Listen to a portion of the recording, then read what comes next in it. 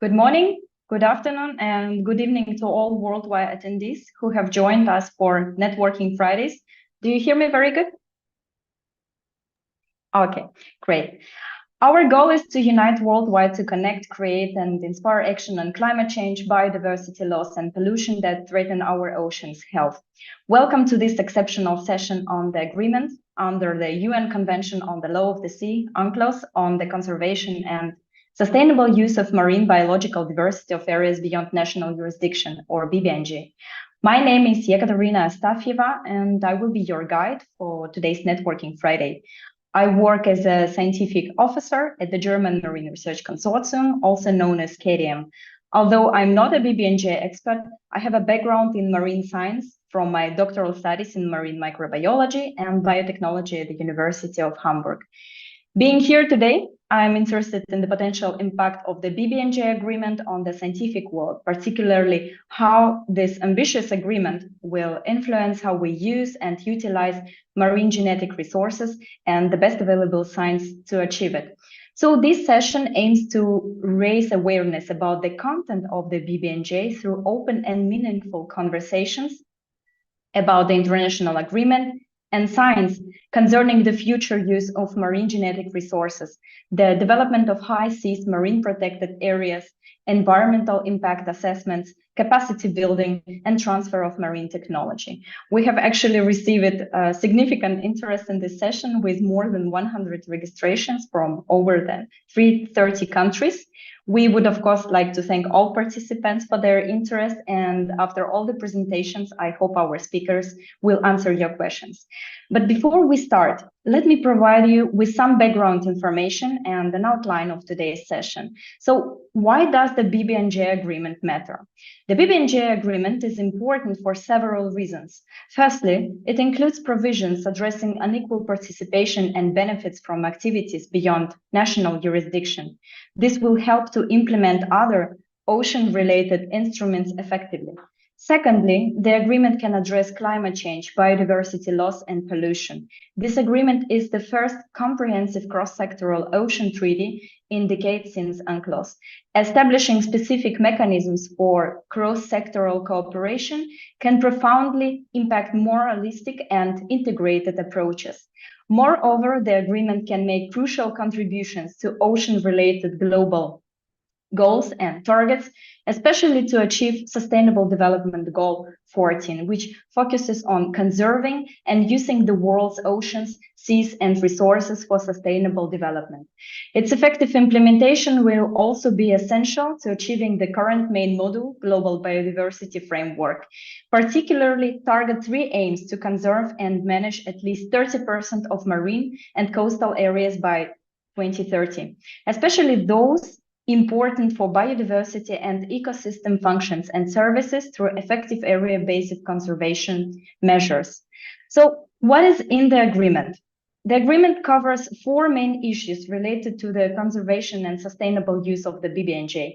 These issues include marine genetic resources, fair and equitable sharing of benefits, area-based management tools, marine protected areas, environmental impact assessments, capacity building, and transfer of marine technology. This agreement sets out specific measures to address these issues and achieve the goal of conserving and sustainably using the BBNJ in the present and for sure long term. The agreement also includes 14 general principles and approaches such as the principle of the common heritage of humankind and the freedom of marine research, scientific research, along with other freedoms of the high seas. I will now hand over to our first speaker, Ilka Wagner, who holds the position of Head of the Division Marine Nature Conservation at the Federal Ministry for the Environment, Nature Conservation, Nuclear Safety and Consumer Protection, PMV, in Germany. She has played a leading role in Germany's negotiating team on BBNJ agreement negotiations.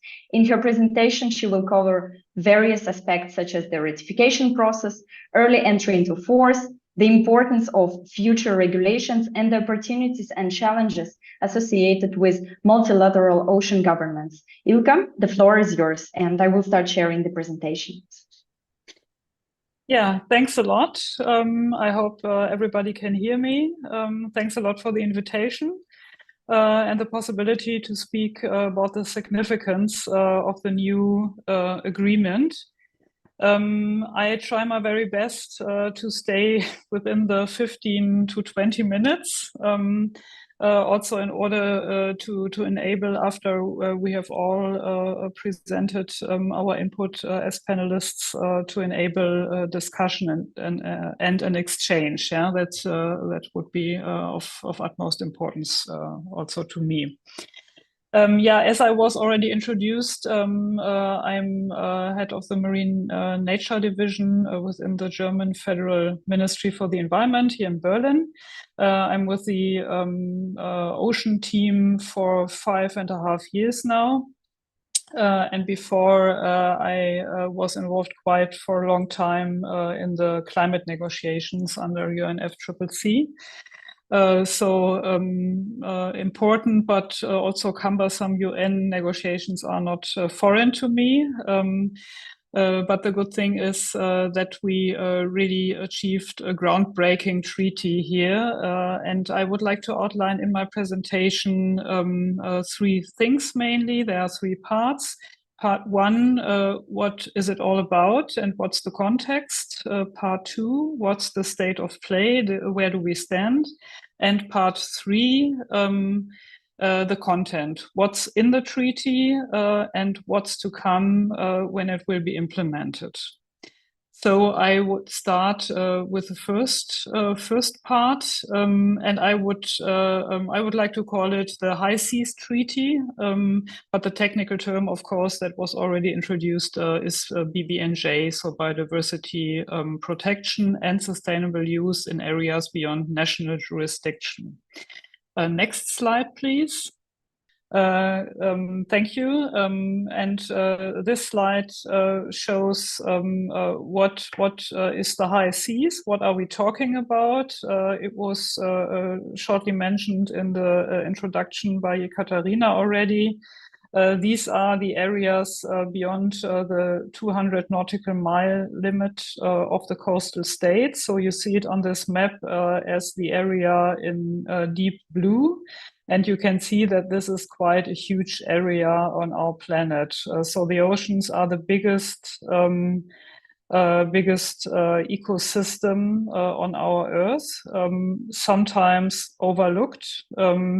But this treaty now addresses for the very, very first time what is needed for biodiversity protection and the sustainable use. And I have the other numbers here for you, that we are talking about approximately 40% of the Earth's surface and 60% of the global ocean. And when you compare it, we have, for the time being, highly and fully protected marine areas of approximately 1% by now. So this treaty is urgently needed. And it's good that we succeeded with its adoption. Next slide, please. So that was already mentioned, and also mentioned we are talking about an agreement under the umbrella of the Convention of the Law of the Sea.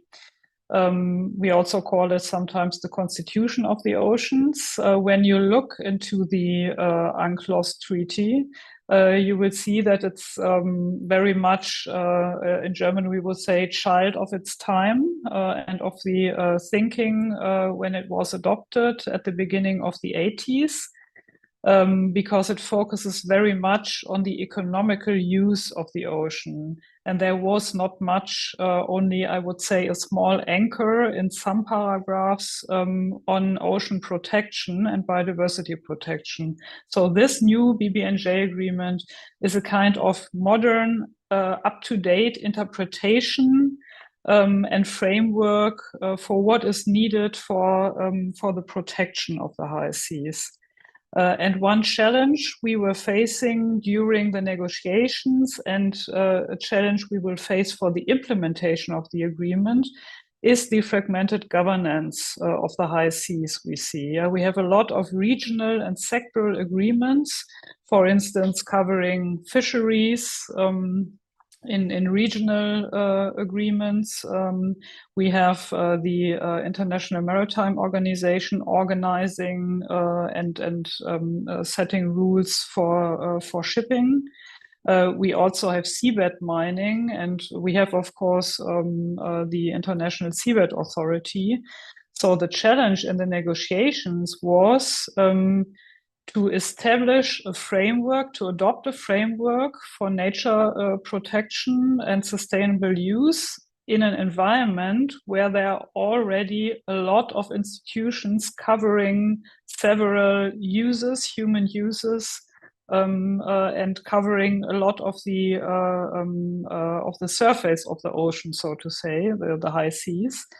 And that was one of the main challenges during the negotiations. And you can see that, I will come to it more specifically later. You can see it in the agreement, how we try to deal with this challenge to strike a kind of balance between the new framework and overall rules, multilateral rules, and all the organization with their rules and frameworks which are already here. Yeah, and just to give you a kind of flavor and to contextualize things. So these were negotiations on the BBNJ agreement that took around 20 years. From the beginning and the mandate for the negotiations with the 4 areas Ekaterina already mentioned, which are covered in the treaty, until the adoption of the text, in the factual adoption of the text in March of this year. We see ourselves, if I may, Germany as one ambitious player within the European Union, especially together with France during the negotiations. And I really would like to underline it. You can't overestimate the meaning and the significance of the first detailed framework with environmental regulations for the high seas. This is the first time ever we have something like this. And we were also happy with the fact that we were able, as a global community, to adopt such an agreement, because times, as we all know, for multilateralism and common rules are not easy in our days. And one key to the conclusion of the agreement was to name one of the big players on the countryside was China, that China, with its strong economic and geopolitical interests, could go along in the end with a compromise. They were, of course, a very active negotiator. And I think the example of China reflects very much on that when we talk about and we negotiate about an environmental agreement, we always have in the background not only the environmental issues. This is not only environmental people negotiating, but also very, very strong economic interests. For instance, when I look at fisheries, there are some nations which have a huge fisheries fleet and a strong interest there. But also geopolitical interests, as we always have when we talk about the oceans and the high seas. So it's very much about how much influence do I have as a specific state in the high seas. Next slide, please. So just a short highlight on the signing of the treaty, which is the step to be taken by states before the ratification process starts. So this is the step you take when you say officially and formally, yes, we are willing to be part of this treaty, and we will take the next step, and that is ratification in the German case, and that's true for many countries. A ratification law that has to be prepared and adopted by Parliament. And what was a really positive signal foreshadowing, hopefully, the ratification was the fact that in the margins of the UN General Assembly in September in New York, and in the margins of the SDG summit, and we have, of course, SDG 14, the ocean SDG. In the margins of these events, there was the first possibility to sign the treaty, and there were over 80, I think over 80 countries who signed the treaty in this first phase, including China, I mentioned them, but also the US. And also Germany. You can see the foreign minister here in the middle. You can see the environmental minister, because we are in charge now as the environmental ministry for the implementation. We took over from the foreign ministry. And you can see the commissioner for the ocean on the right-hand side from Germany. So this gives us some hope that there will be the necessary countries ready, and that will be 60 states at a minimum to enable the entry into force of the agreement. So they have to put their ratification they have to put it up, and then the agreement can enter into force and really be implemented and come to life. So that's a very, very important step. Next slide, please. This is a map by the NGO group High Seas Alliance, who were very, very engaged for all those years I've mentioned in achieving an ambitious treaty, and who also pushed us very much as countries, which is very, very good and necessary. And they have a signing and ratification tracker. And here you can see the state of play regarding the sign-in, because ratification was not possible for any state by now, because it's not banal. Yeah, some steps have to be taken there. You can see the signing, and you can see that I talked a lot now about Europe. Comes by nature a little bit, but of course, a number of African countries, a number of South American countries, including Brazil, have signed. You can see China, you can see Australia. I'm convinced more are to come, including more states from Africa, for instance, including countries like Canada. Next slide, please. And then a few more facts or plans regarding the entry into force. Because, as I said, this is really the relevant thing, that all the provisions in the agreement, and I will come to the content in a few minutes, that the provisions of the agreement really will be implemented, come to life on MGRs, on MPAs, marine protected areas, or environmental impact assessment.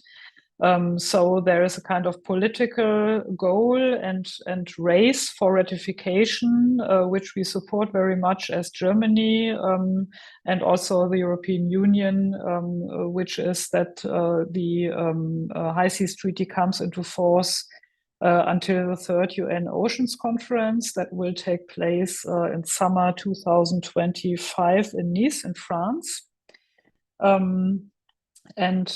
We try to form a progressive alliance together with other progressive countries in being rather swift with the ratification. And it's therefore a top priority also for Germany and our internal processes. And also, if you want to form an alliance, reaching out and working together between countries all over the world is a key factor here. That's for sure. Next slide, please.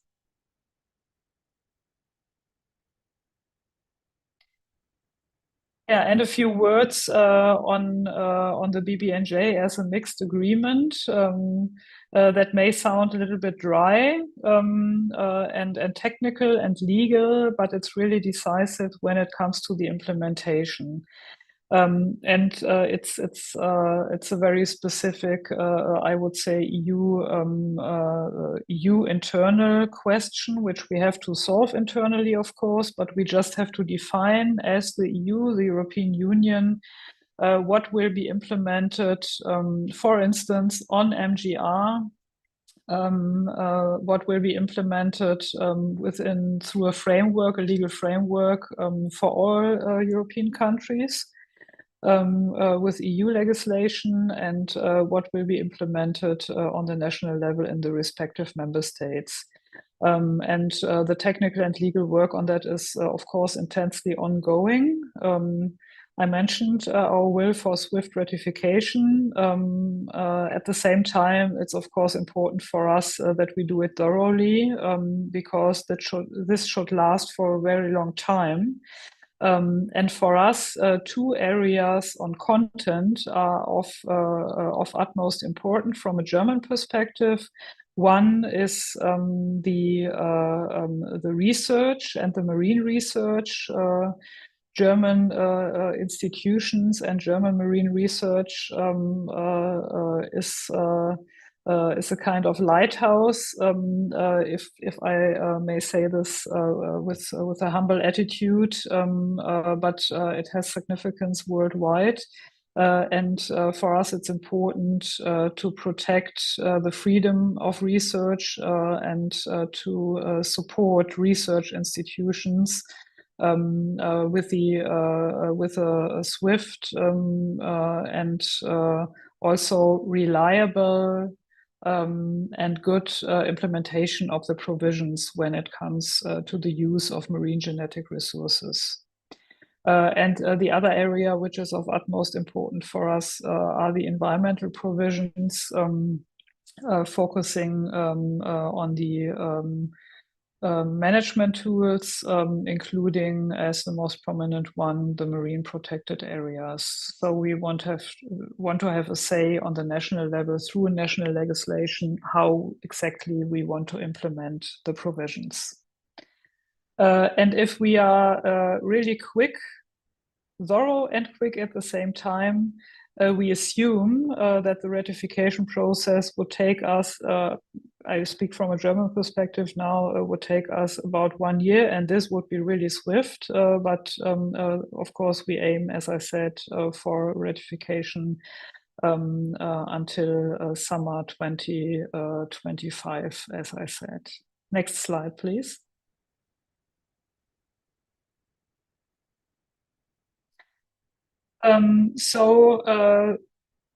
It's true for a number of countries that ratification will take some time.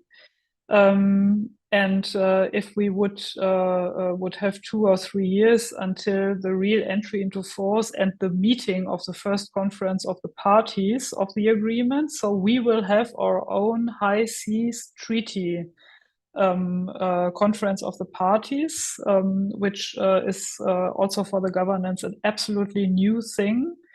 But it will take some time until we have the first meeting. So how can we use this time?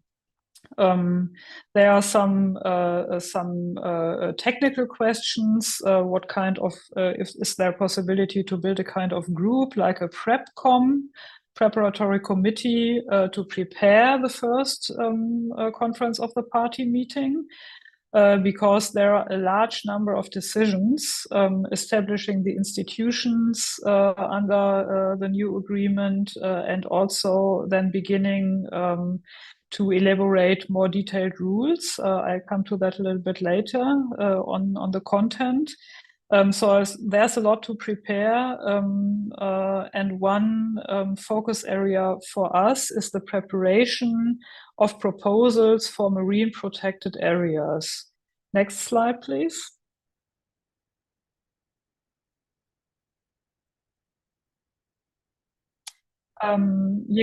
Katarina already mentioned, of course, the strong factual linkage between BBNJ as an instrument to designate marine protected areas on the high seas, the first one ever. I just want to remind us.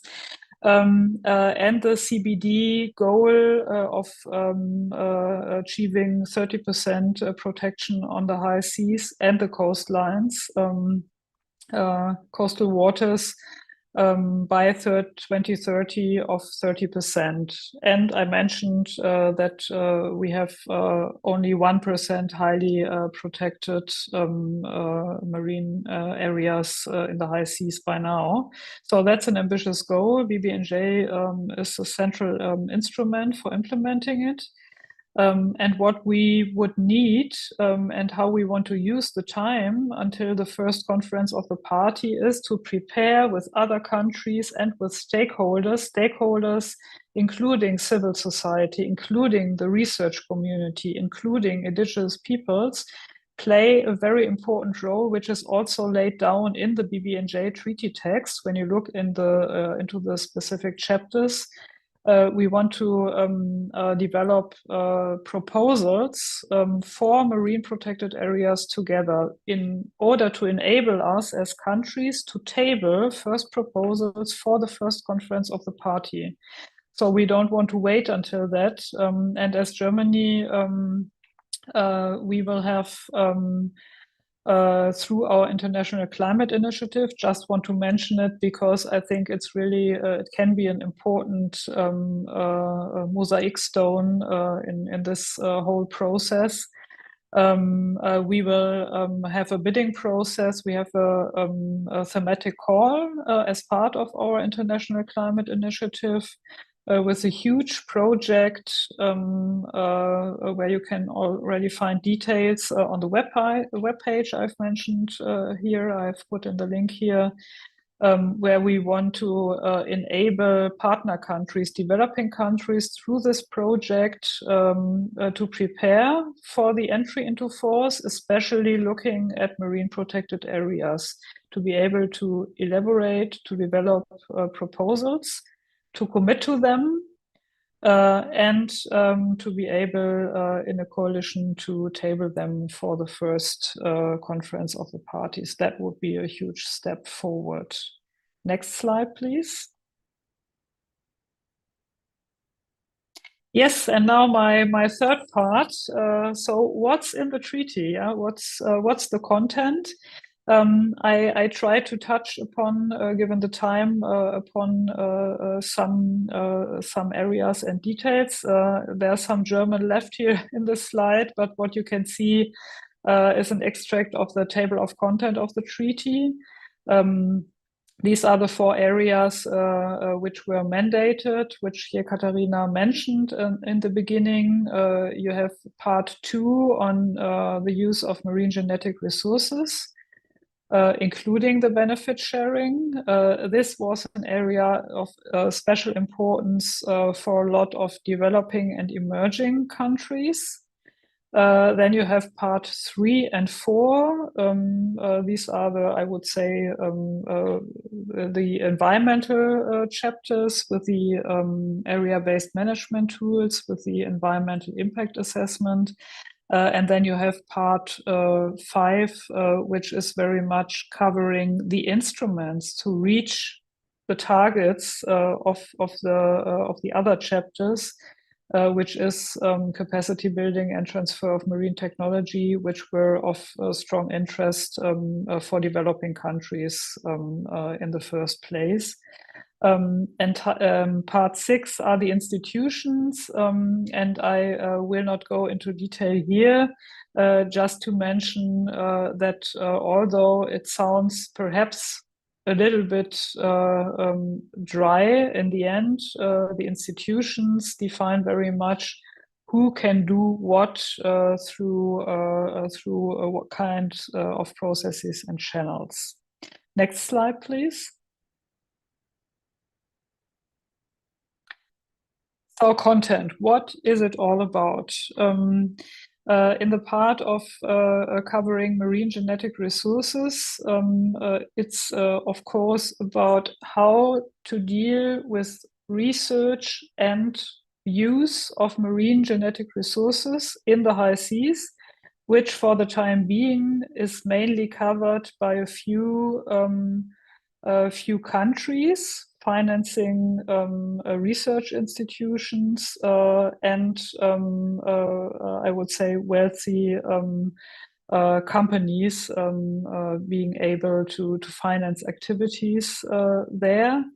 And the principle and the objective which is laid down in the treaty is the open access, the free access to those resources, including, of course, research, but also the fair and equitable benefit sharing from the use of these resources.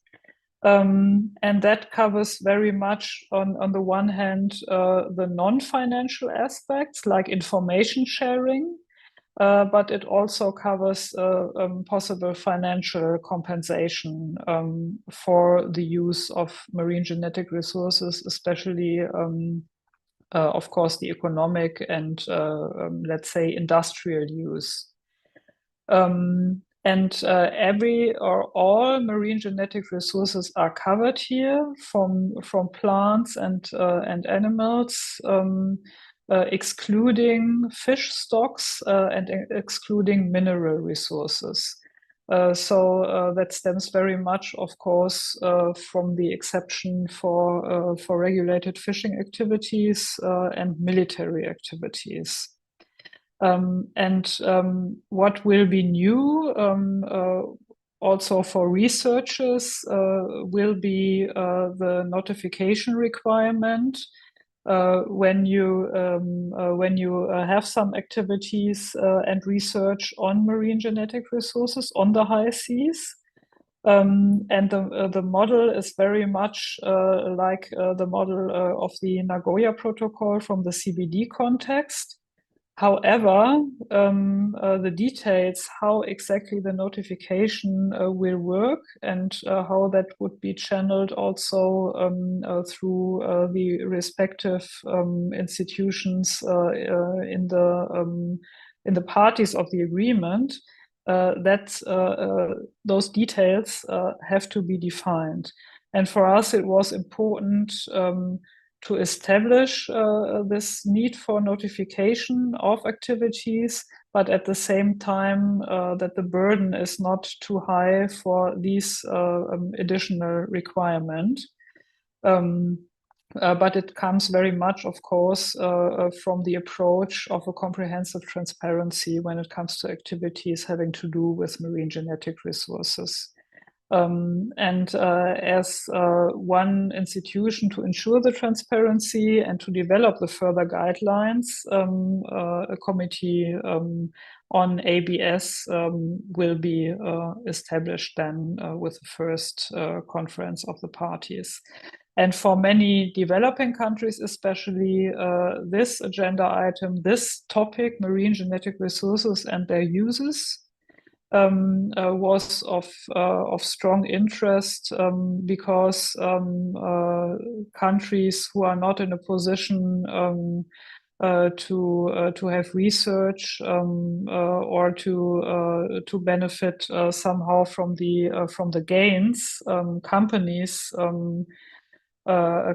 have from the use of marine genetic resources for cosmetics, for using them for cosmetics, using them for medicine. They had a strong interest to participate in this because the high seas belong to humankind, so to nobody, but at the same time to everybody. This was a absolutely, of course, legitimate request. And we try to cover that now through a possible financial compensation, which is part of the funds, which are laid down in the financial part of the agreement. Next slide, please. Okay, I try to be as crisp as possible now, looking at the clock. Now I come to the environmental provisions, which are, as I have outlined, of huge importance to us, given the urgency, looking at the state of our oceans, looking at the state of biodiversity. So we have this very important tool of being able to establish for the very first time marine protected areas in the high seas.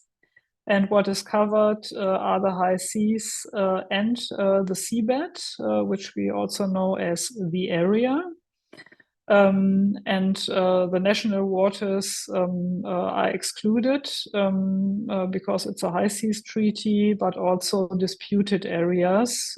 There are some areas, as you might know, in the high seas where specific states claim that they are in their area of influence.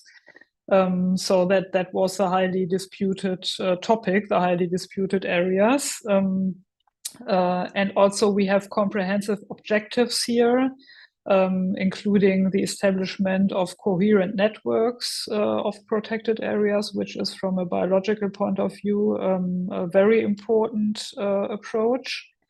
And we have a very specific process, which is good. Including a strong role for civil society, for non-state actors in this process, but it shouldn't take too long. That will be a challenge. And the last point, we have covered it already. Next slide, please. Yeah, next slide, please. I'll leave that out. I would like just to mention at the end of my input the environmental impact assessments. This is very fast or very important step forward, as this is the first time that we have provisions for EIAs for all human activities on the high seas. However, it has to be defined where the BBNJ treaty will be active in the future on EIAs, because the first say have the regional and sectoral organizations I've already mentioned. Next slide, please. Yeah, and now I come to the end. What's next? I would just like to pick at the end on two aspects. After the negotiations is before the negotiations. So there are a number of issues that have to be negotiated. That refers to the use of MGRs, that refers to marine protected areas, to EIA. And it will be very important that the further process will be accompanied not only by states, but also by civil society and non-state actors. And my last point, next slide, please, and that will be the last. That in the end, it will be important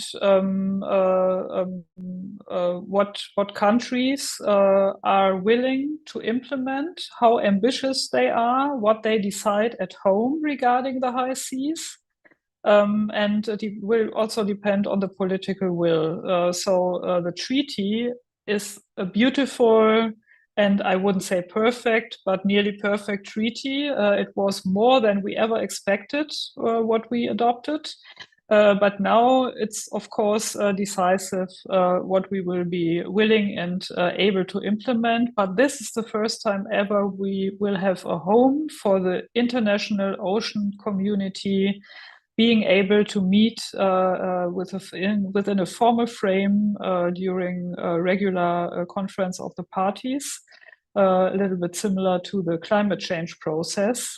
So I think there's a lot of potential, and now we have to live up to what we have put on paper. Thank you very much. Thank you very much. That was just outstanding. Second, I need to go back to the normal models. That was really highly informative and such a dive deep into the agreement. I'm just speechless. Okay, if anybody has questions, please prepare them. We will address them later, and we would like to go to the next speaker. And I would like to welcome the next speaker, Paul Snellgrove, who will discuss the science needed to support the BBNJ Agreement. Dr. Paul Snellgrove is a university research professor of ocean sciences and biology at Memorial University of Newfoundland in Canada. And previously he led the Canadian Healthy Oceans Network, a national research network Just a second. Network. He currently plays the role of Associate Scientific Director of the Ocean Frontier Institute, which gathers researchers in Atlantic Canada and beyond to advance safe and sustainable ocean objectives. Also, Dr. Snellgrove held a Canada Research Chair in Boreal and Cold Ocean Systems, following from an NCERC Industrial Chair in Fisheries Conservation. He led the synthesis of the International Census of Marine Life program and was a member of the program's Scientific Steering Committee. The floor is yours. Thank you, Yekaterina, and welcome everybody. Thank you for coming out today to listen to our talks. As Yekaterina mentioned, I'm going to talk about the science behind BBNJ, and that, of course, is really my area of interest. And I will say that Ilka has set up my presentation quite nicely in setting the background for some of the issues that we need to consider in a science context. Now, let's see if the slides are going to behave. All right, very good. So when we think of BBNJ, we're really talking about the dominant habitat on Earth. If you think about the 3 dimensions, it's a tremendous volume of habitable area on this planet, and of course, a very large portion of the surface area. There are huge gaps in terms of knowledge that limit sustainable development that goes on in the deep ocean. And it's a system that we do know has high levels of vulnerability. And so the organisms that live there exhibit slow growth, late reproduction, relatively few offspring, and other characteristics that make them quite vulnerable to human impacts. The other issue that comes to mind, particularly in a more recent context, are the cumulative impacts of large-scale effects, including climate change. And so, of course, we increasingly move into deeper and deeper waters, and the impacts of climate change really occur over a global scale, including the deep ocean. And I'll say a little bit more about that shortly. There is the issue of the common heritage. It's a resource for all of humanity, but also one that creates challenges in terms of fair and equitable access. The final point I'd like to make in terms of BBNJ environments is that they're really the most pristine habitats remaining on the planet. And so in that sense, it's really important that we proceed very carefully as we pursue resources in the deep ocean. And so certainly lots of new discoveries in the last 50 years or so that really define how the Earth works, brand new environments with whole new processes that change the way we think about science. Of course, hydrothermal vents is one of the ones that fundamentally changed biological textbooks. Here's another example. This is a new phylum discovered in 1983, Aloriciferan. The interesting thing about these animals is that they appear to be able to survive in the complete absence of oxygen. And so once again, from the deep ocean, organisms that are redefining the way that we write our textbooks, which is really quite exciting and points to the opportunity for discovery. There are also a whole variety of ecological processes that go on in the deep ocean. I will not go into the details of these, but in terms of thinking about how the Earth system operates, the cycling of nutrients, for example, and trophic support for other aspects of the food web, the deep ocean, of course, plays a central role in all of this on a global scale. If we think in terms of human impacts, they are quite substantial. Particular habitats such as continental slopes, seamounts, mid-ocean ridges, and the surface waters are subject to a whole variety of pressures from humans, overfishing being one that's certainly well known, habitat destruction particularly from fishing gear, food web alteration, and long recovery times are all real concerns. And so you see here in the lower right-hand portion of the slide, a habitat that's been impacted by fishing gear, and it really obliterates the 3-dimensional structure and creates a more or less homogeneous habitat. One other aspect of this is that there's increasing interest in high seas fisheries. What you see here, the thing to get out of this slide, is that the depths at which we fish are becoming greater and greater over time, and the volumes of fish available that are extracted also on the increase. There's a huge interest right now in mesopelagic fisheries, which is a very large and underutilized resource, but relatively low value fishes in terms of market, but also potentially very important in carbon cycling on the planet. Of course, deep sea mining is another big issue, and depending on the depths at which one operates, there's a whole variety of resources that are available, and some are currently under extraction. Others more an issue of discussion for the moment, but likely to be pursued in the future, given the need for a whole variety of minerals and other non-renewable resources. One of the other large issues is that we look at climate projections through 2080. What we're going to see is a decrease in the amount of organic material sinking to the deep ocean. We're going to see a reduction in dissolved oxygen, warmer waters globally, and of course, increasing ocean acidification. And that has ramifications for the growth of animals. Less oxygen, of course, is a physiological problem. We'll see species shifts and higher metabolisms in response to warming. And of course, dissolution of shells in response to increasing acidification. So these are all environmental issues that will continue to press organisms all over the planet, including the deep sea. And so, as we heard from ILCA, the UN General Assembly has now negotiated a treaty. It's going to address marine genetic resources, area-based management tools, environmental impact assessments, and capacity building and marine technology transfer. From a biological perspective, of course, the second and third areas are the ones of most interest to me, and I'll spend a few minutes focused on these, but I'll say a little bit about 1 and 4 as well. And of course, all of these feed into Goal 14, the United Nations goals of conserving and sustainable use of the ocean, seas, and marine resources, and sustainable development, of course, is all part of that. It does create a challenge, and this will come back to a point that ILCA made, is how to oversee all of this. And some of the details in terms of implementation still need quite a bit of thought. How do we make sure that these objectives are all pursued in an effective manner that will produce the results that we want to see? So what are area-based management tools? It's the integrated sustainable management of the full suite of human activities occurring in spatially defined areas ranging in size from discrete patches to large ecosystem scale areas. And so these are tools that actually manage people rather than ecosystems. If we think we're going to manage ecosystems, then we are really fooling ourselves, particularly in a marine context. They're just too complicated, too dynamic to be able to manage the resources themselves. But the way that people extract those resources, of course, we certainly can manage.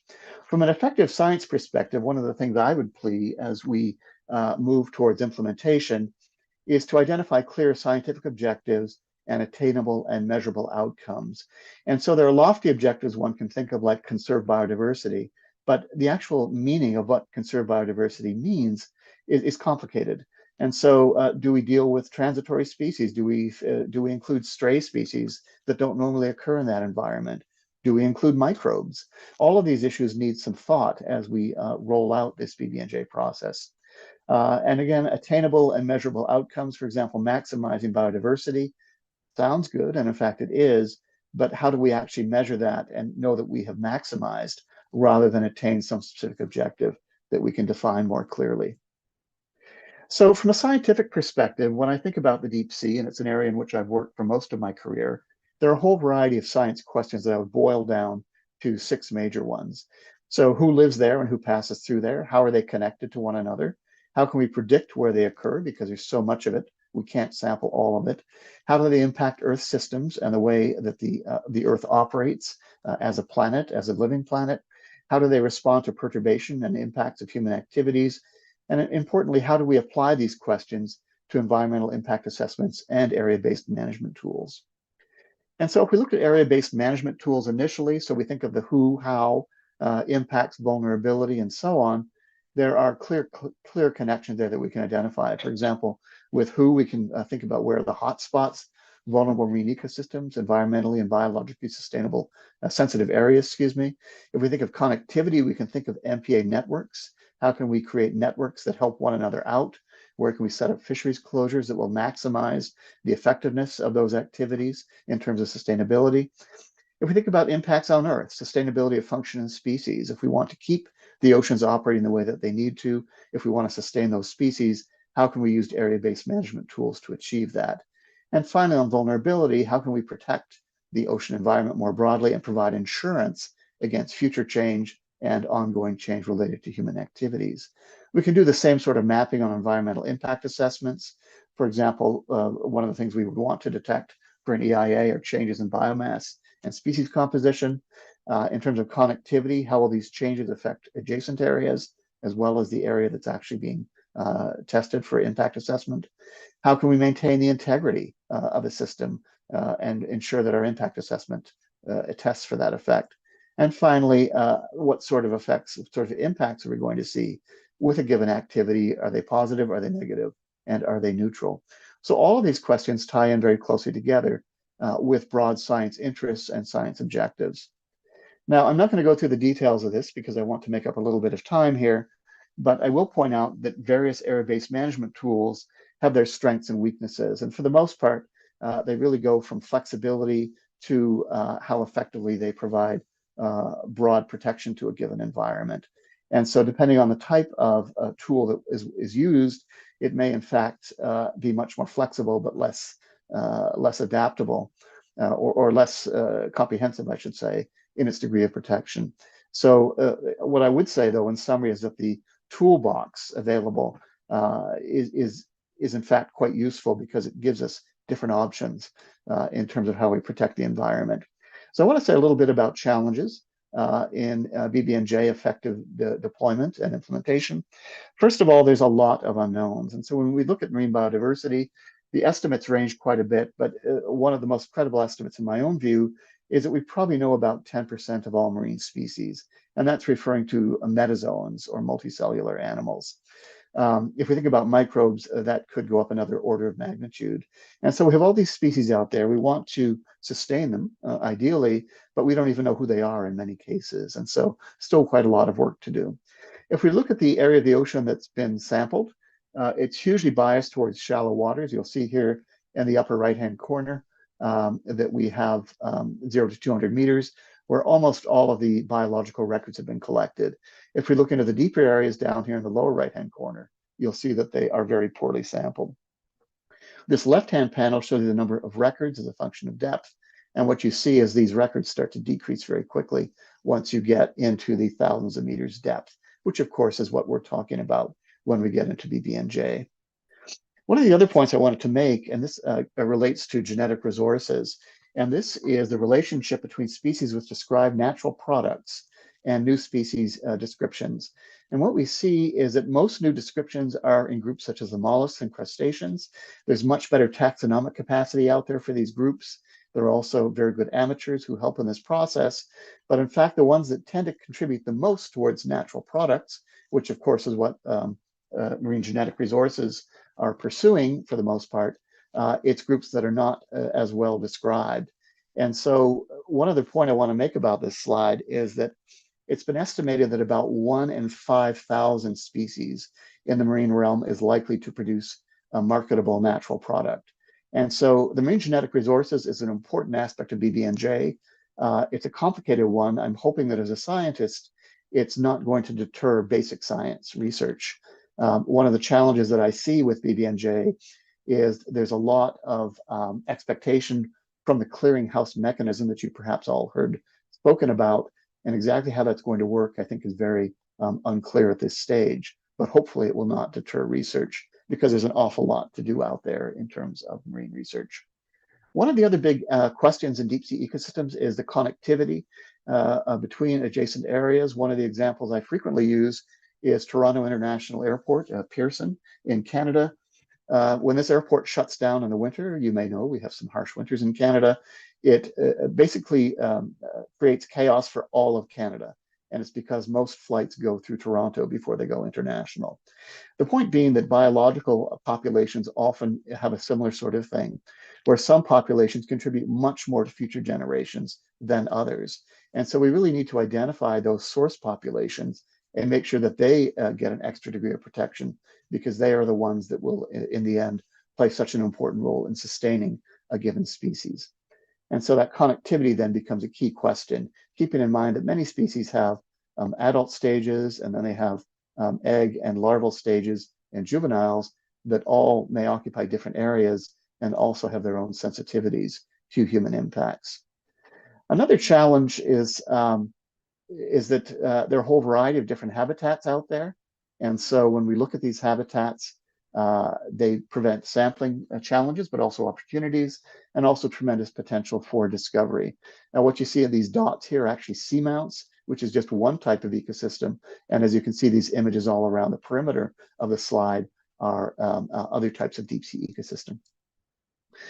One of the other big challenges is there's been a very strong geographic focus on developed countries historically, And that, of course, places a lot of that activity in the Northern Hemisphere. And so if we look at much of the research in the ocean environment, it's in these areas outlined in pink. As you can see, not a whole lot of that is in BBNJ real estate. It's really more in coastal jurisdictions. And this reflects a bias that most nations tend to focus in their own jurisdictional waters. And of course, the individual scientists from those countries also have their own geographic bias. If we think in terms of solutions, there are some. First of all, I would say there's been a real revolution in ocean technology in the last 20 years. This is true in terms of new sensors, autonomy, autonomous vehicles, for example, and automated analysis. Genetics, a major revolution in terms of what we can do, and I'll give you an example of that in just a moment. Imaging, just think about your own cell phones and what you can do with those compared to how we used to photograph the ocean environment 30 or 40 years ago, where we actually sent film canisters down in pressure housing to try and get images. And then finally, among those technologies, I would say is computation and modeling. The capacity of computers and the technology there is just tremendous. This also creates a really impressive capacity building opportunity. And so there are a couple of ways by which this can be achieved. First of all, through training of students and personnel from developing nations. And then, of course, technology transfer and maintenance. And so a lot of these high-level technologies do require maintenance. They do require a fair bit of technical expertise. And so training in these areas, I think, will also be really quite important. Just an example of some of the tools that are becoming available, genetic barcoding. This is something called the Environmental Sample Processor. The idea of this, it was developed by a friend of mine, Chris Sholin, at Monterey Bay Research Institute. And what he developed it for was detection of toxic dinoflagellate blooms. And so what you can see here is a toxic dinoflagellate. It is morphologically identical to harmless strains. And so one of those strains can kill you, the other one is harmless. How do we know if it's safe to eat shellfish? Because the shellfish ingest these dinoflagellates, their tissues become toxic. And if you ingest that, it could kill you. And so genetics now allows us to differentiate these forms. And certainly with Chris's ESP, one can do that in a canister that's deployed remotely. It can send the data back to shore and it can tell you, nope, you cannot eat the shellfish right now because there are toxic dinoflagellates in the water. Now, the ESP in its current design is focused on single species detection. But of course, now that mass sequencing and environmental eDNA type approaches are expanding, the potential there for much more comprehensive genetic sampling is becoming much more real. This also adds to the challenge and solution, I should say, of that 90% of undiscovered marine biodiversity. So genetics clearly can help to pave the way there. So some of the needs that we have as BBNJ moves forward is baseline knowledge of deep sea ecosystem biology, effective monitoring approaches, essential ocean variables. What should we be monitoring in cases where we are able to monitor? And this, of course, relates also to environmental impact assessment. Spatial management tools. How can we develop marine protected areas that are really effective in achieving the objectives that we outline for them? I do emphasize this area beyond national jurisdiction, which of course creates the administrative challenge that Ilka alluded to in her presentation. So we need better science knowledge for better planning. Where should we place MPAs? Where should we focus our activities in terms of extraction activities, where they will have the least impact on ocean life? And one of the other needs, of course, is cooperation and international science, which is always very challenging, and working with stakeholder groups to achieve that sustainability that BBNJ strives for. There are some other groups that can help with this. There's the Deep Ocean Observing Strategy, and I won't read the objective here, but the name more or less summarizes it: better observations in the deep ocean. This is also a group that really brings together deep sea biologists and the expertise that's really needed for BBNJ development. And so related to this is the Deep Ocean Stewardship Initiative. Again, a group of deep sea scientists ready to help. They span jurisdictions, they span disciplines, and include many representatives from industrial sectors.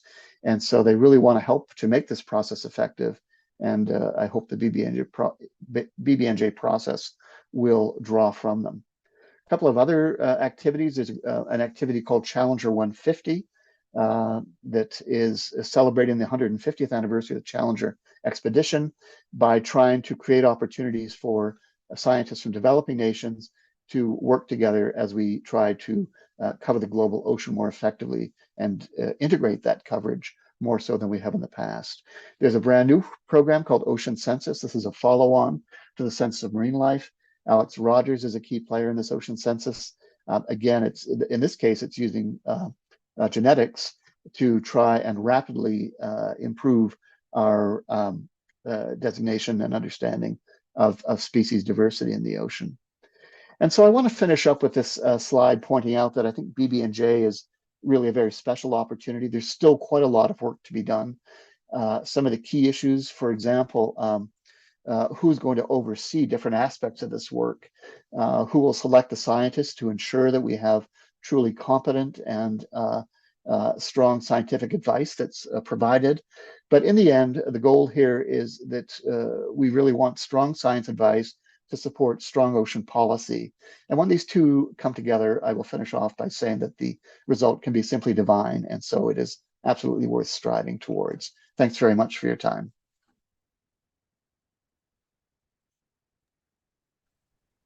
Thank you very much, Paul, for your outstanding presentation. Your scientific expertise and your presentations deeply resonated with me as with a scientist. And with this, well, I see already that we have pretty a lot of questions, but we will come to them, as I said already, after all presentation being addressed. And the next speaker is Isa Elegbede. Dr. Elegbede is a deputy chair of the International Union for Conservation of Nature, IUCN Commission on Environmental, Economic and Social Policies Group on Governance, Equity and Rights thematic group, and a visiting lecturer at the Department of Marine Sciences at the University of Lagos, Nigeria, and presently affiliates as a faculty with the Department of Fisheries. Dr. Elegbede has a PhD in environmental sciences from Baden-Württemberg University of Technology in Germany. Additionally, he is a coordinator of the Challenger 150 African Network for Deep Water Researchers. He will focus on the inclusiveness of stakeholders as a crucial instrument in the blue economy, especially for the biodiversity of species in the areas beyond national jurisdiction, or ABNJ. To remind you, this inclusiveness is emphasized in the agreement under the UNCLOS on the conservation and sustainable use of marine biological diversity of ABNJ. Isa, you may now take the floor. Yes, thank you so much. Sorry, can you see my screen clearly? Can you see my screen? Yes. Hello, can you see my screen? Yes. Yeah, that's working. Yeah, great. Yeah, thanks so much for the presentation, and as well giving me the opportunity to give this presentation. I want to thank the previous speakers for their amazing presentation. Yes, I haven't said what they've said concerning the scientific approach and other requirements. I would like to go deeply into getting more involved in this topic we're talking about, the IC Treaty.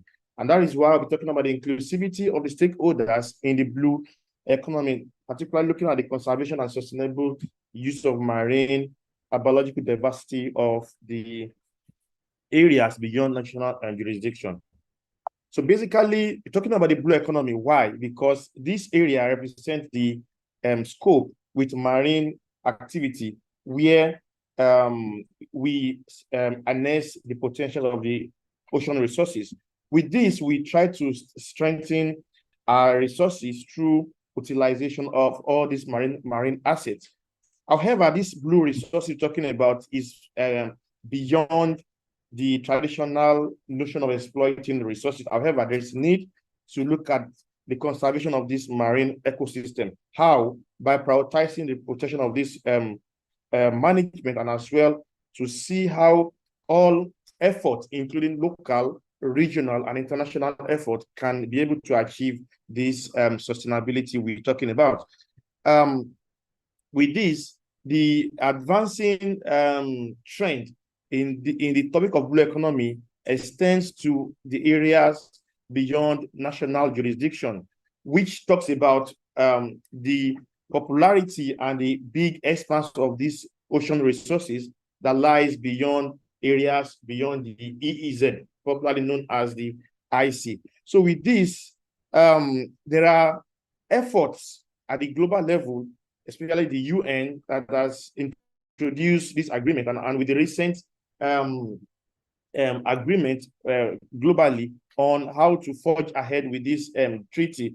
So this groundbreaking new treaty is considered to see how there can be multiple players and multiple approach to address these global marine issues that is affecting these blue resources, and how there can be equitable and responsive solutions to all these problems that have been that we've been talking about, especially the need for global ocean stewardship. So now, in brief, I'll just need to briefly look at the situation we're talking about. The high sea, haven't known that it's the area beyond the EEZ, and it's the area that contains about 64% of the ocean surface, and about 25% of its volume, and also 45% of the Earth's surface. So this area has about 6% of the total fish catch of the world. And with this, we don't know if it is regulated or not. However, we just see that some nations, some states go there to take their species, to exploit the resources. Why? Because it is open and everybody can exploit the resources. So with this, there are liberties in exploiting those resources, talking about the liberty of navigation, the liberty of fishing, of scientific research, and as well of artificial exploitation and navigation.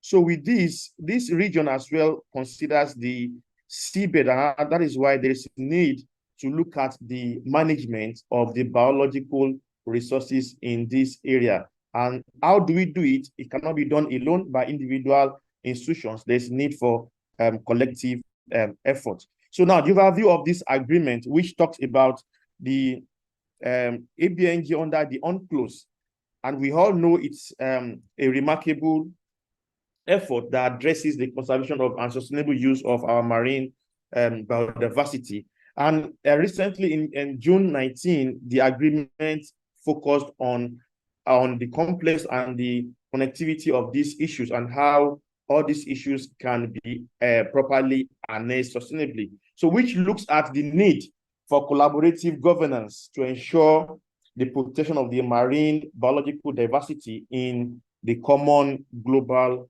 resources, as mentioned by Yekaterina. So now the new IC treaty. So we have the new IC treaty, as mentioned by Ika, that it contains so many topics. However, all these areas are mainly concerned about collaborations and inclusivity, particularly exploring SDG 14 and SDG 17 that talks about partnership. So with this, we have the area-based management tools such as the MPAs, and to see how all states can be inclusive in exploring this. And we have the environmental impact assessment. Yeah, to be able to explore the resources over there and to be able to manage and conserve the resources, it is important to know the environmental impact of these resources out there. Apart from this, we should not forget the fair and equitable way to benefit from these resources, particularly the MGRs, the marine genetic resources. Apart from this, we now look at their information, their digital information, which is critical for decision making. So besides capacity building and technological transfer is key, and to be able to drive this initiative with adequate financial resources with this.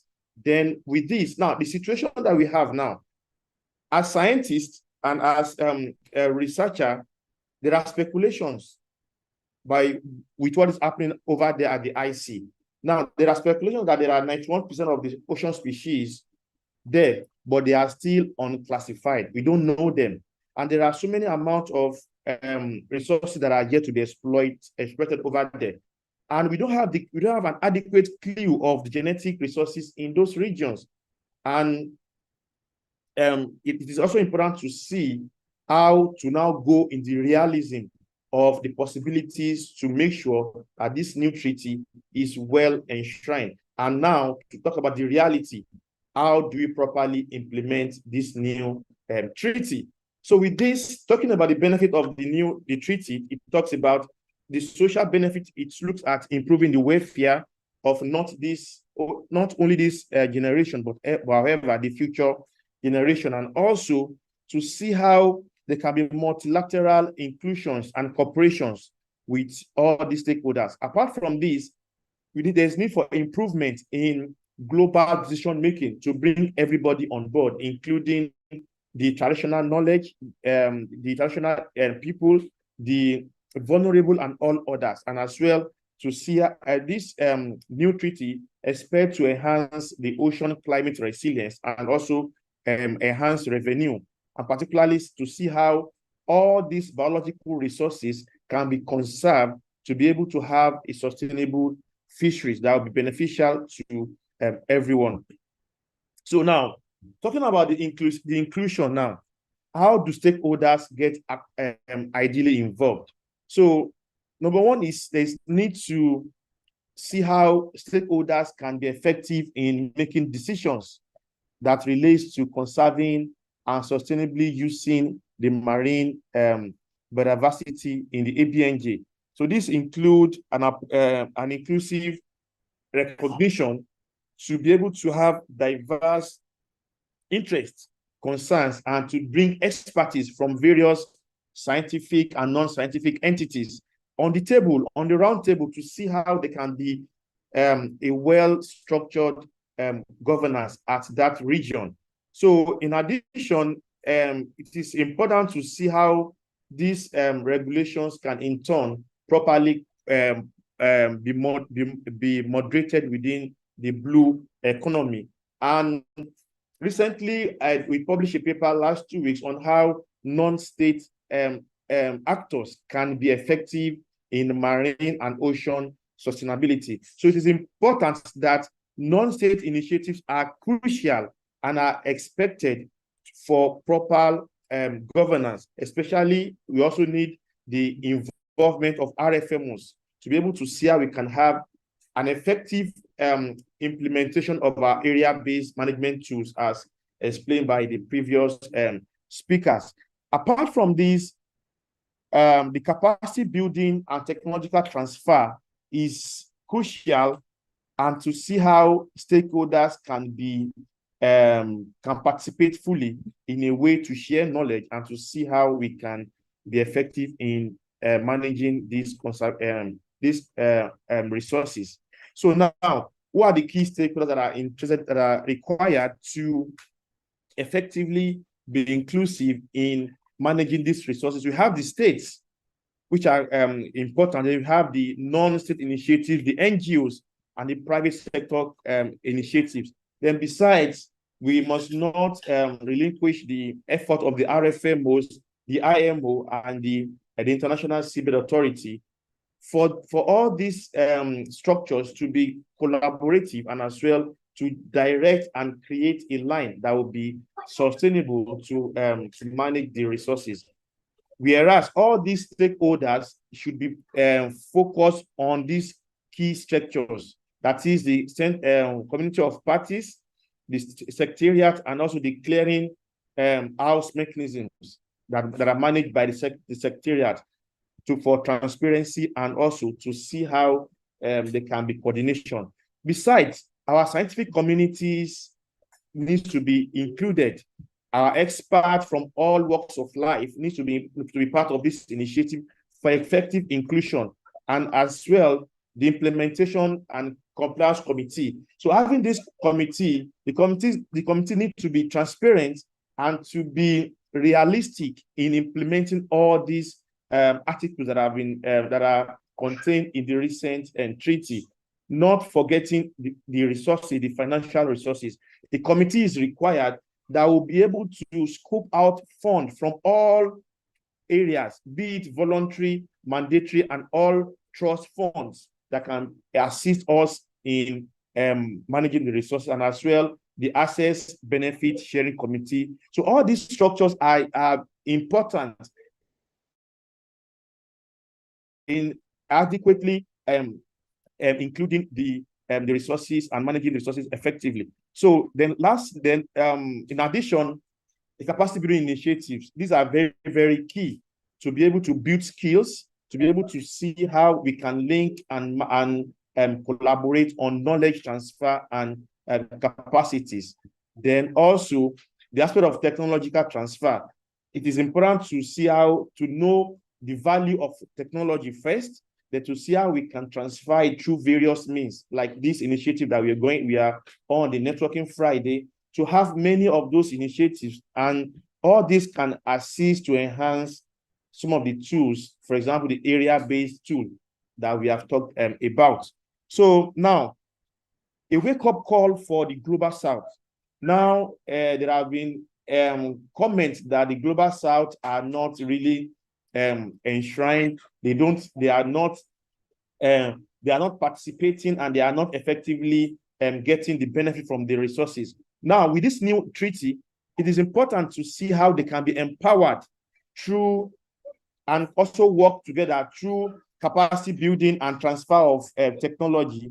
This will allow them to implement, to monitor, and to manage these resources, especially concerned with the marine and protected areas.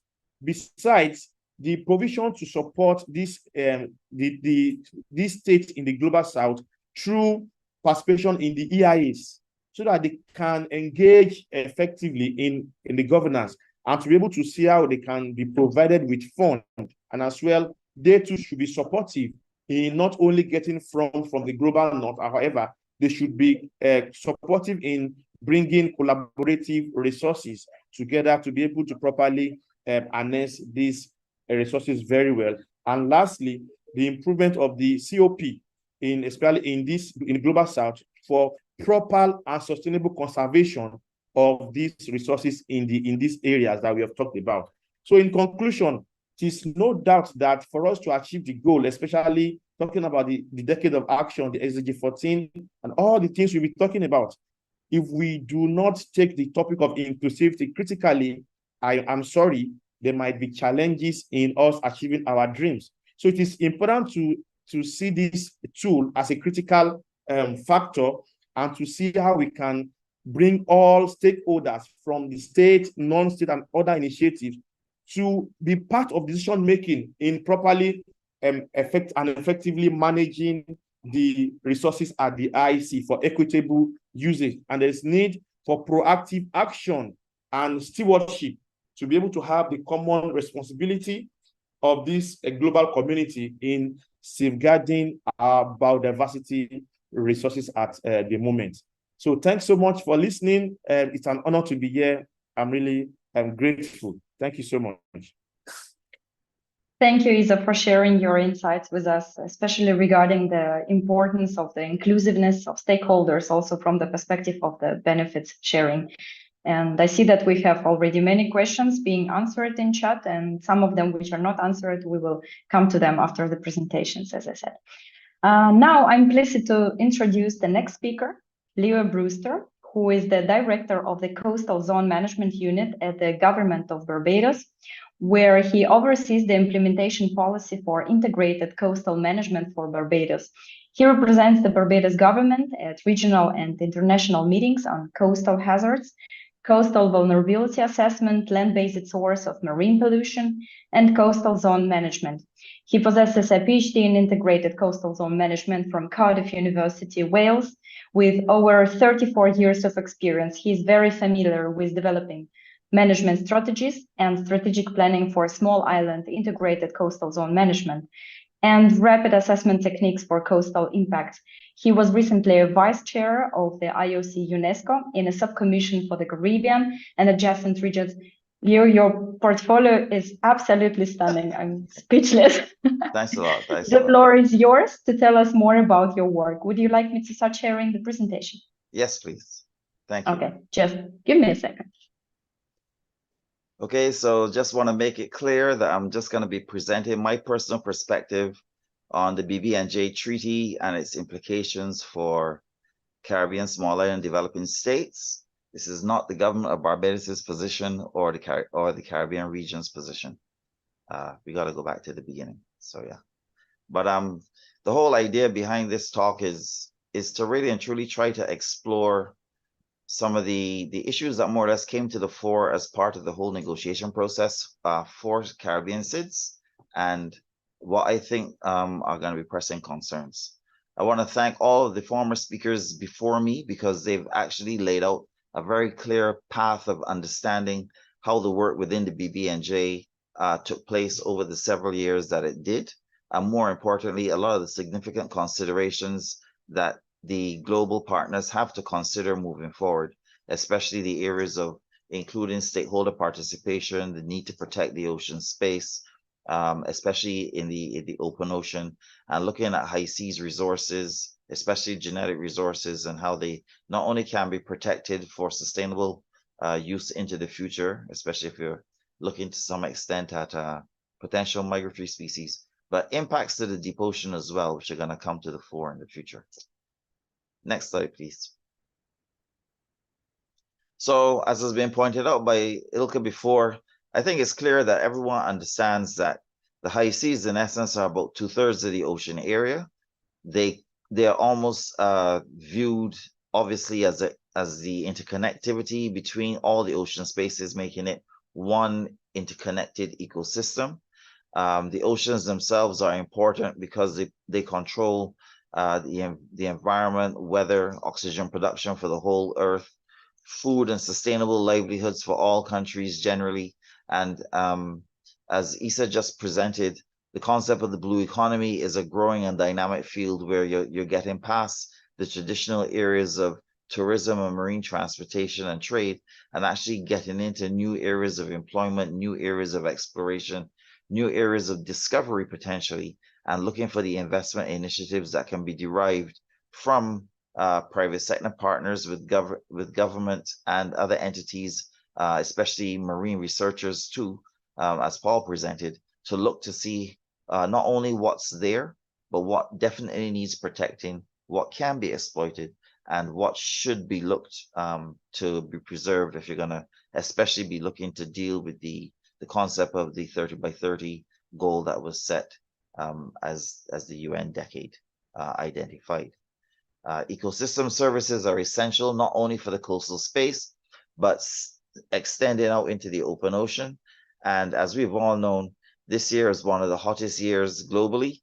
And we saw from even water temperatures all around the world that if we don't start controlling climate change matters, we will be seeing this perpetuating into the future, which is going to spell potential devastation, and in some instances, especially in the South Pacific, where it's already happening, clear devastation for small islands that are very low-lying and very vulnerable to things like sea level rise, coral bleaching, where resources from the reef system themselves provide support to local communities, etc.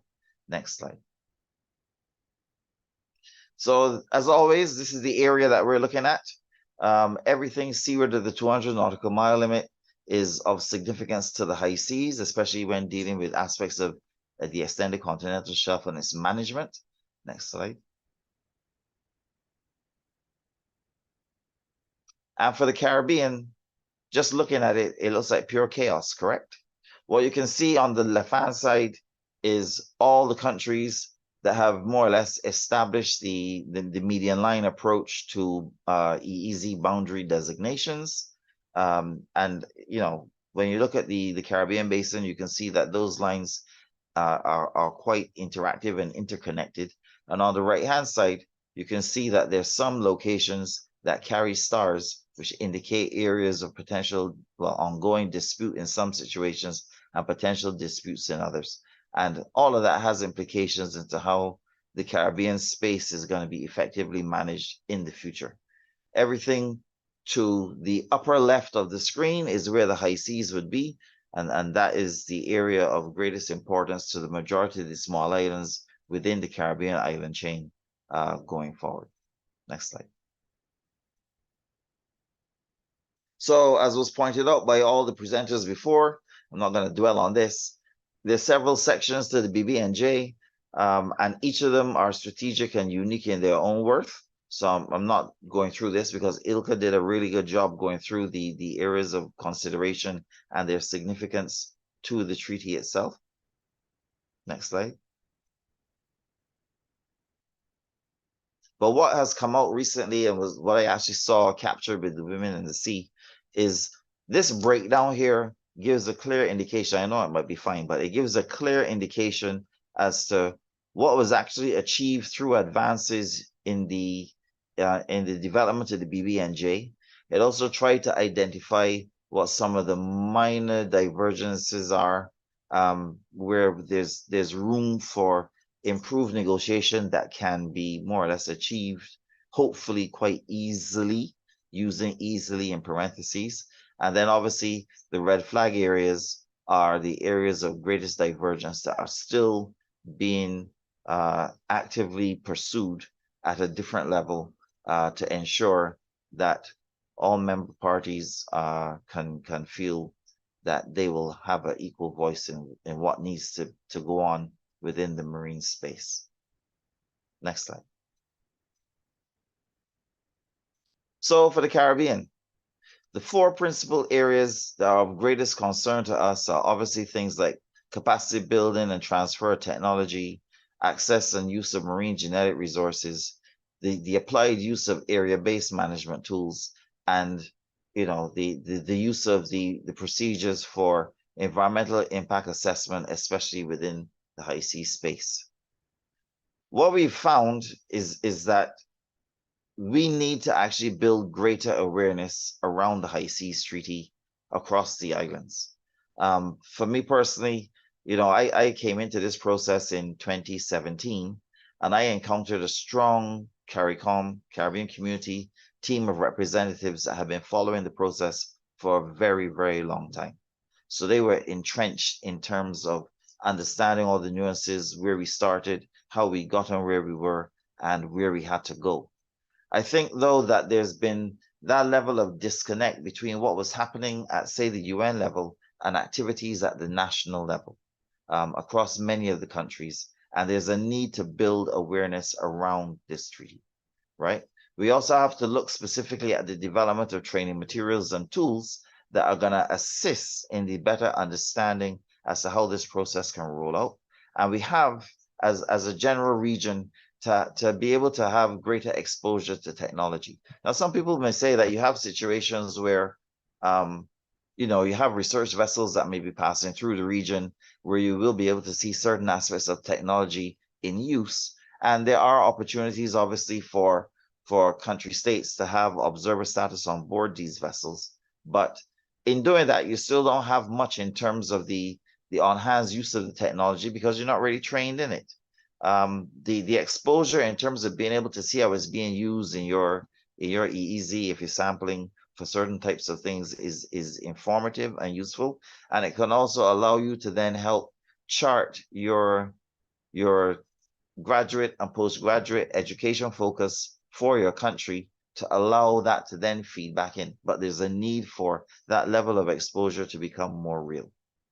The capacity building needs will obviously be numerous, and the options for sharing regional human capacity is something that I think we have to look at in all seriousness.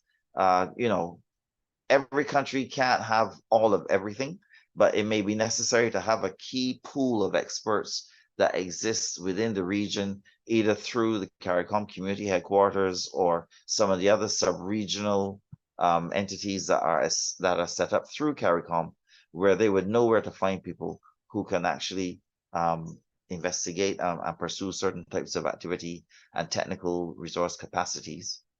And most importantly, the process of ratification at the national level needs to be understood and pursued. Country commitments have to be clearly defined and understood at the national level so that it isn't just a simple case of going and signing and then saying you're going to ratify, and then you're not changing your legislation, or you're not trying to lift the country to be able to meet the demands that are going to be placed on it.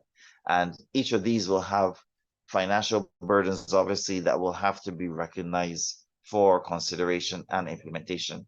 And this, from a small island perspective, not only within the region, but probably transglobally, will be something that may result in a slow uptick in smaller and developing states and some of the LDC countries in not being readily willing to sign on initially, or even if they do sign as being in agreement with the treaty, it may take them a very long time to ratify. Next slide. When we look at the other actions for consideration, we recognize that conservation and sustainable use of the marine resources has to be the long-term benefit of the ocean and for island livelihoods. We recognize that, and it's something that we have to more or less engender into our local communities. You know, we do have small fishing fleets that are coastal by nature or semi-pelagic in terms of the distance that they may travel offshore, but we don't have large ocean-going fishing vessels, so we stay very close to shore in the grand scheme of things. But I think that given the significance of what is going to be coming out through the potential for blue economy development and investment across the region, and we recognize that within the Caribbean, a lot of countries have started to get into things like marine spatial planning. They've started to look at blue economy roadmaps and action plans for development, looking at new areas and sectors worthy of consideration in the future. It also comes to bear in terms of access to marine genetic resources, especially when we start looking at areas of deep sea consideration, because there have been approaches to certain countries within the region to be looking at marine aggregate extraction, etc., which is going to be new, especially if you don't have things like building sands and gravel on your island itself to be easily used for construction. So these are new areas that will be coming out.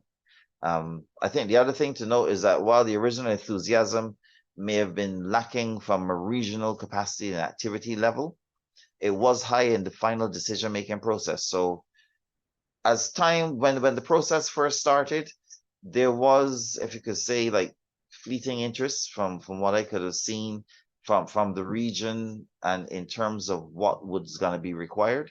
But I think that as we got closer to the deliverable this year, we then recognized that it has significant implications for global smaller and developing states, and also for countries that have large ocean spaces that they have to control and manage. And therefore, that level of increased activity in the final decision-making process was critical for us.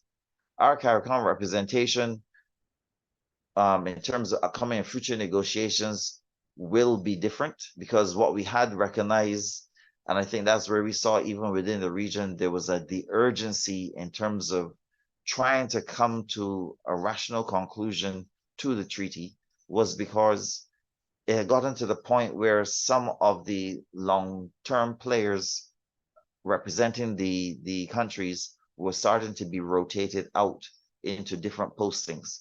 And therefore, it meant that you were losing your cohort of persons who had been that unique body that had been driving the process.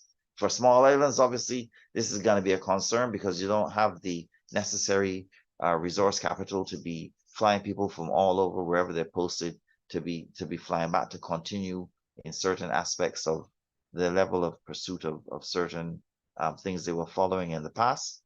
And therefore, new persons will be coming in. And even though you would brief them and try to let them understand what would be happening and what would be needed to be pursued, you're still going to find that there's a lag period in terms of catching up to fully understand and comprehend. And then you have to rebuild a group that is going to be gelling as one to move the process forward. The urgency to build awareness of the state's capacity to prepare for the entry into force will come to the front sooner than expected, because if right now we have a situation where we have over 80 signatories already onto the process, obviously the more developed countries are going to be the first that will be signing on and then ratifying, and they will be encouraging others to ratify. And therefore, you know, we have to be ready for what's going to be necessary to see the process forward into the future. Next slide. For consideration into the future, I just want to salute the CARICOM team in the picture there. They were the ones that held the fort and carried the negotiations all the way through to the end at the last meeting of the IGC5. I think it's important to recognize that there's a momentum being developed to carry the process forward. And if we're not careful as SIDS generally and Caribbean SIDS, we may be left behind in terms of when the pace starts to pick up for ratification. So the urgency to build the awareness of states' capacity to prepare for entry into force, once again, as I said before, is going to come into the forefront sooner than later. It's essential to try to attain as wide a possible awareness of capacity needs across our region. Everyone knows that we're going to be almost at ground zero in terms of general capacity, but we have to try to find a way, either through the University of the West Indies or other regional universities that are buttoned abound onto the wider Caribbean area or have affiliations with the wider Caribbean area to help build the level of interconnectivity and opportunities for capacity exposure, training, and developmental planning. The important thing to know is that you don't have to actually be a party to UNCLOS to be a party to the BBNJ Treaty, which opens up the door for a lot more active participation in this process. And the process of ratification needs to be understood in order to be pursued. And that is something that we as a region, I think, have to wrap our mind around to carry the process forward. Next slide.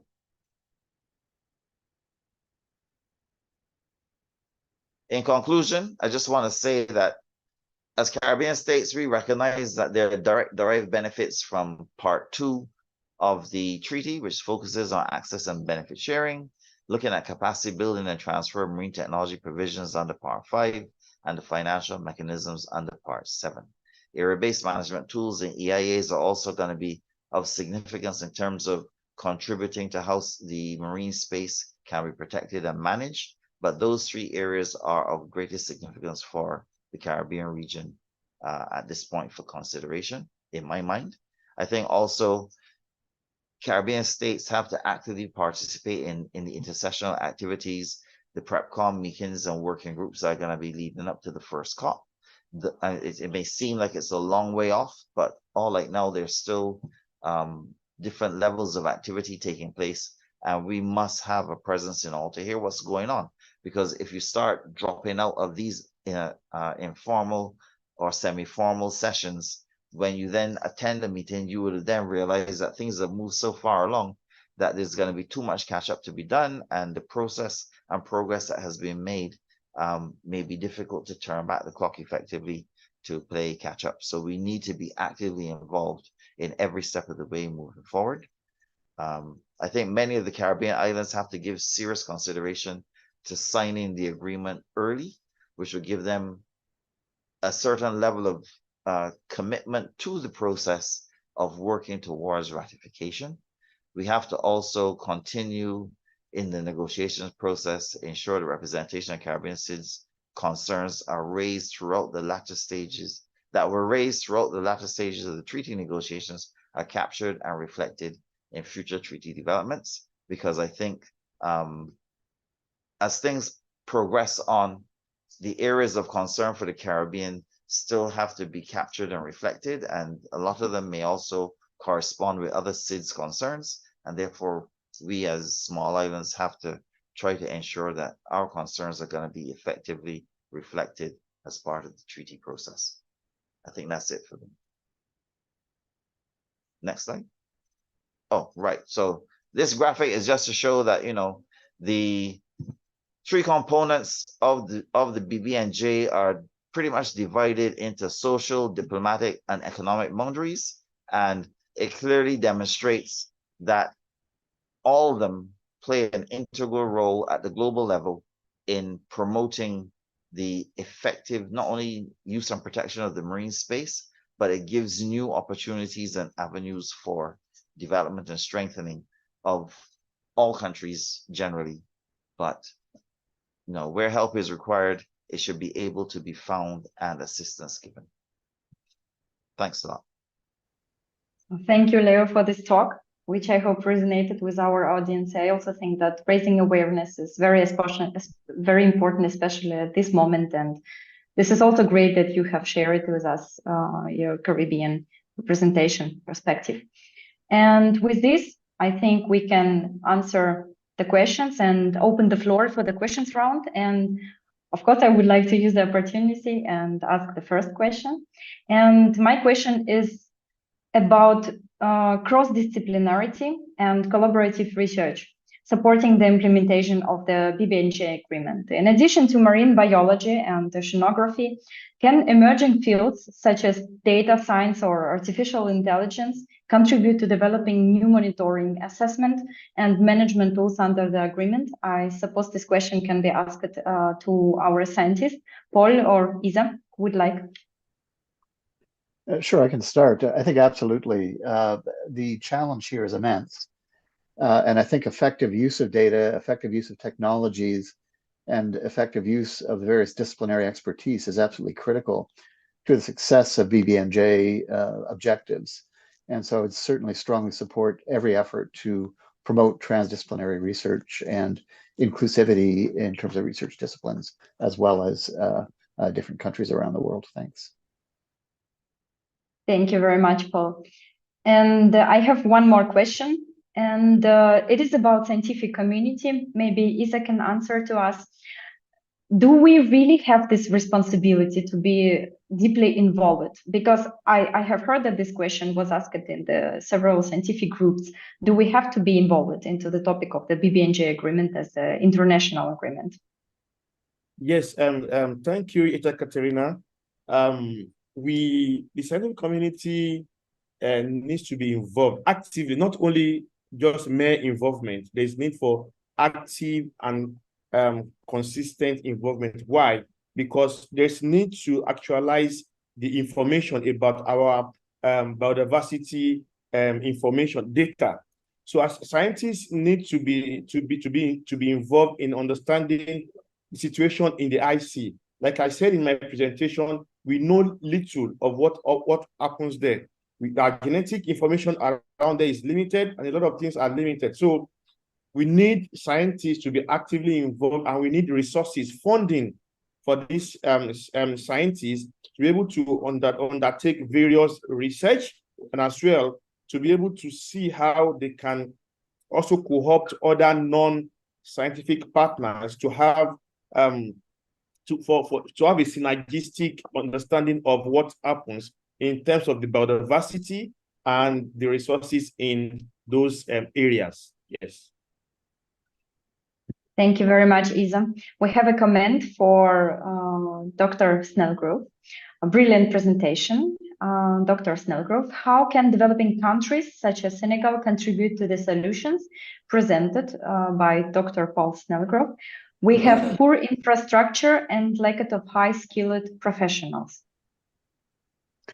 Yeah, I did actually put an answer in there, but I'll repeat it for those who didn't see it. I think there's an opportunity here to try and join groups like the Deep Ocean Stewardship Initiative, which brings together certainly natural scientists, social scientists, lawyers, and technologists who all share a common interest in BBNJ and the deep ocean. And so I think that's a great place to find some networking opportunities, particularly for developing countries. There is also an initiative that I mentioned in my talk called Challenger 150. And Challenger 150 is trying to create opportunities for scientists from developing nations to get involved in deep sea research. So the website for that, I think if you Google Challenger 150, you'll find it. Same with Deep Ocean Stewardship Initiative. Yes, sorry. In addition to that, the person can as well contact me because I am also the coordinator for the African Challenger 150 Deep Water Initiative. So I'll be glad to support the person. Yeah. Great. That's great. Thank you very much. We have a question to Leo Brewster. Do you think that if CARICOM members ratify the BBNJ treaty, there will be a stronger incentive for them to have regionally coordinated marine spatial planning for the waters under their jurisdiction? Theo? Hi, I think that may help. We do know that there have been some sub-regional approaches towards MSP development, especially within the Organization of Eastern Caribbean States. So I think that that is a potential opportunity. Within the region itself, though, you also have a situation where the certain level of independence can work, but anything that can help roll out the MSP process is something for us that is going to be very useful, because we have very little information about our deep ocean waters, and it is something that we need to help understand and better appreciate what's going on in our EEZs, as well as those adjacent waters that would be high seas areas. So yeah. Thank you very much. Leo, I don't see any other questions. If anybody would like to ask, you can also write in chat and I will read them very loud. And at this moment, I have a comment from Fiona Colhane. Thanks for a really interesting webinar. I think this is thanks to our great speakers today. And I think this may also be interested in Ocean ICU, a project that seeks to gain a new understanding of the biological carbon pub and its processes in order to provide fundamental knowledge and tools to help policymakers, regulators, and ocean industry, fishing and mining, along with the wider blue economy, manage and understand the impact of their actions on ocean carbon. If the high seas and shelf seas, we are looking for stakeholders to join us. So you can have a look through the link which we have in the chat. And we have a next question from Felix Janssen to Dr. Paul Snellgrove. How is marine science mandated in the treaty? What are the mechanisms collecting scientific knowledge to shape BBNJ implementation? And are there mechanisms in the treaty to provide funding for conducting the science needed? Yeah, that's a great question, Felix. And I actually think that Ilka may have a better answer to that, but my sense is that that is something that is now evolving, and the details. So this is getting into some of the critical details of how to actually achieve some of the BBNJ objectives. And so there are broad objectives stated in terms of that, there will be this scientific body that will oversee this activity. But in terms of the details of how that's going to develop, I'm unaware of it. I know there's also a mechanism by which some funding will be directed towards BBNJ in a broad sense, but again, towards the individual activities, I'm not sure that's been decided yet. Ilka, can you offer some additional input there? Yeah, pleasure. I try. And if I may just shortly, this is really, I think the whole the presentations and the discussion show how really complex and rich this whole area is when we look at the high seas. So that's really overwhelming somehow. And regarding specific support for scientific research on the high seas, the treaty as such does not specifically provide something for that. So it depends very much in the end how countries use potential funding they receive. So the fund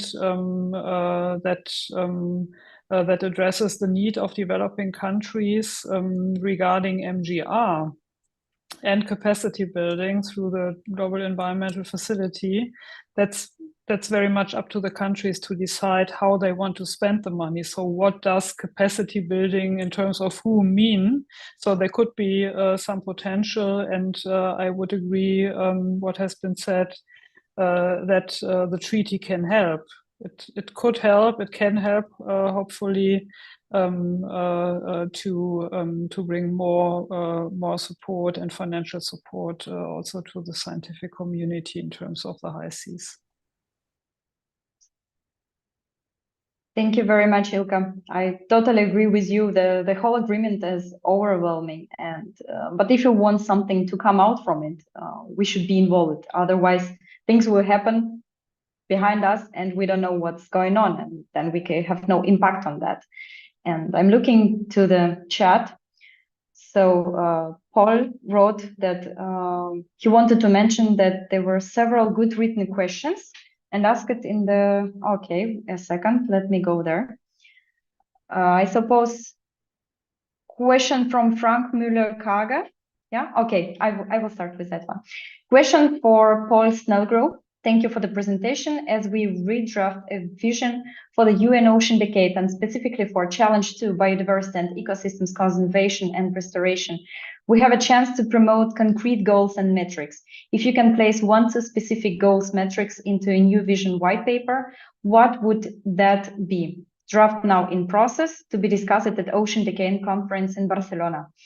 And Paul answered that he would repeat his plea for clearly defined conservation objectives.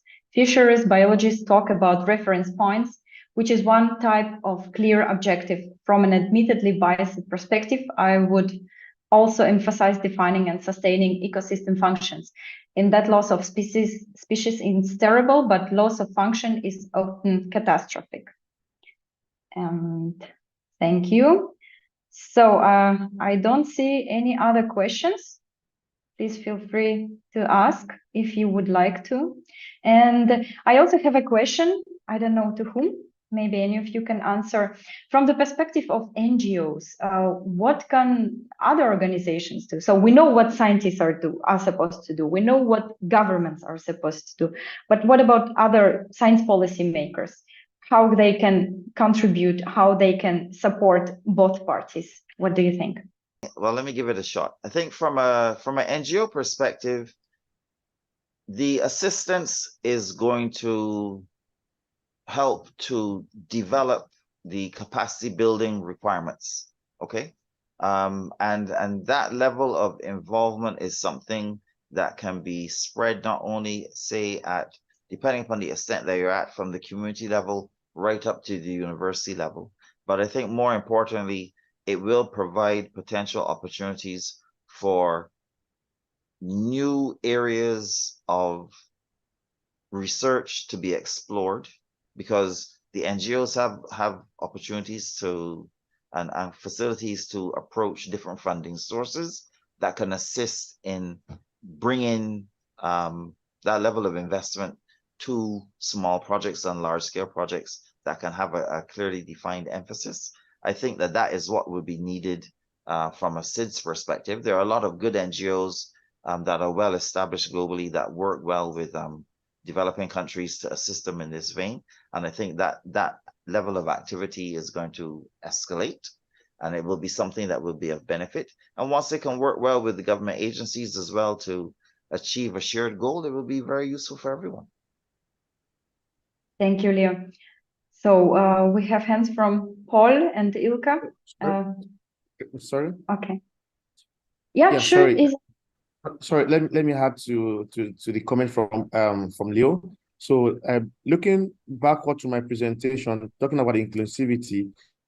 So besides capacity building, it is important for NGOs to also support in monitoring the activities from the states and from other international organizations. Apart from that, also, NGOs are also required to support with funding, because the journey to embark on properly conserving the biological resources requires a lot of money. So NGOs are also important to support with funding, voluntary funding and non-voluntary funding, including trust fund and the rest. So NGOs are also crucial. They are key entities, and their activities are crucial to the successful sustainability of these resources that we're talking about. Yeah. Thank you, Isa. Paul and then Ilka, if it's okay. Yeah, just very quickly, yes, those are all great comments. And I would add that one of the other things NGOs bring to the table is often very good communication capacity, and their ability to engage the public is often very good. And I think we need to engage the public. on BBNJ in order to get the financial support that is going to be so critical to the success of the program. Thank you. Thank you, Paul. Ilka? Yeah, my comments were going into the same direction. NGOs are really key, have to be proven key in the process so far of the BBNJ negotiations to push for more ambition. And we need that as governments, definitely, and to provide for more awareness, public awareness on the sensitivity of oceans and the necessity and urgency to do more to protect the biodiversity.